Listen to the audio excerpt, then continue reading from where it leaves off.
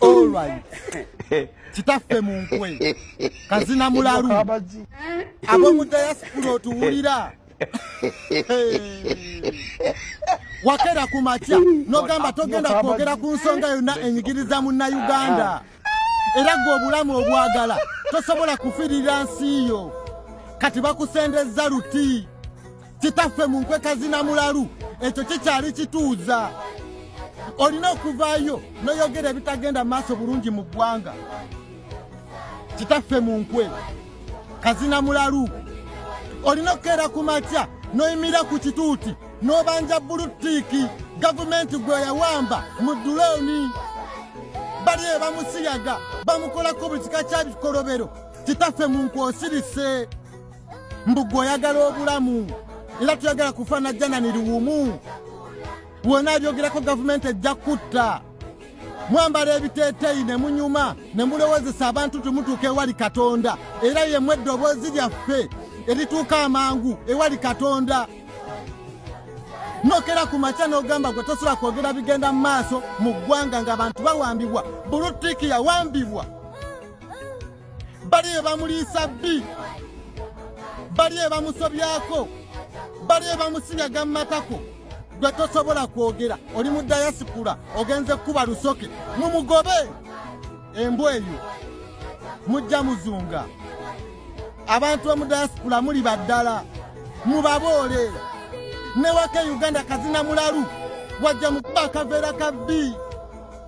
Si buli ali mu kyaki nti ali bulungi. Bajja kukakkanya mitima gyabwe mubazzeemu essuubi ng'oyogera bya kisiru. Ssaabasumba kazina mulalu ojja kiwulira. Tujja kukuba engalo mu bbina opame ebbi. Kazina mulalu diaspora ogiwulidde. Genda komaaniina. Genda okombe Museveni mu matako. Tetugenda kukomba Museveni mu matako, tugenda kwogera ebituufu. Nti nawe oli munnaddiini.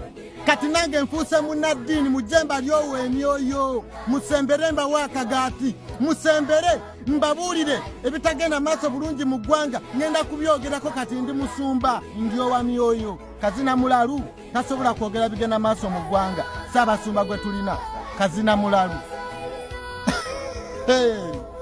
Ojja kiwulira. Ekikubye embwa ku mukolo tubula wa kutuula.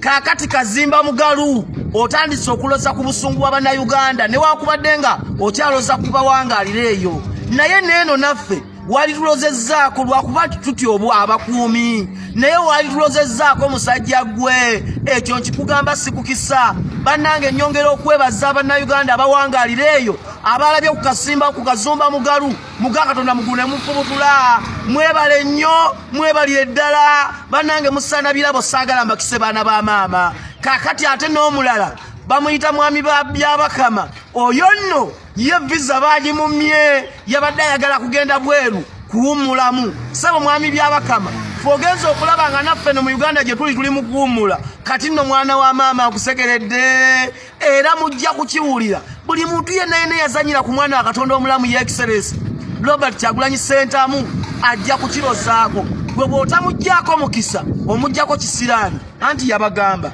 bye byange. Abooluganda mu Kyagulanyi mbaagala bamikwano.